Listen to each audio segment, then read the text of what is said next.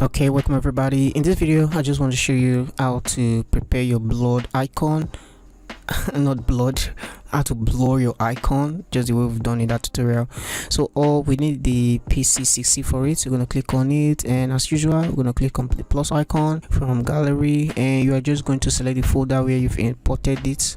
So we're going to have this one here. I'm going to click OK, and now we are going to come to effect here, and we're going to go directional blur. Okay, now we have this directional blur. Okay, this is the size. This is where you actually determine how much of the directional blur you have.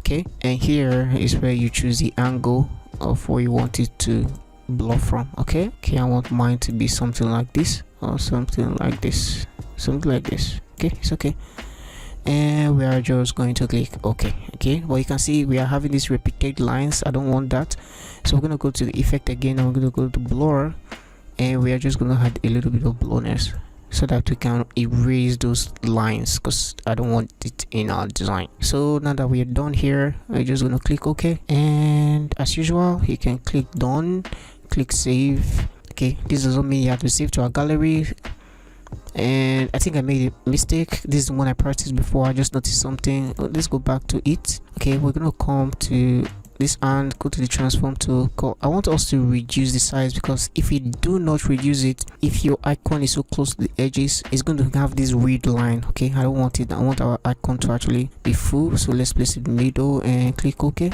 and click done, click save. Okay, now we have it like this now. So as usual, to save it to our gallery, come here, save to gallery, and select our design, and now we're going to save it as PNG. Okay, so that it can have the transparent background. So we're going to click OK, and we are done. So now if you go to your gallery, you are going to have it there, and it's a transparent background. Okay, transparent. Okay, so that brings us to the end of this video. Thank you so much for watching, and I will see you in the next video. Bye.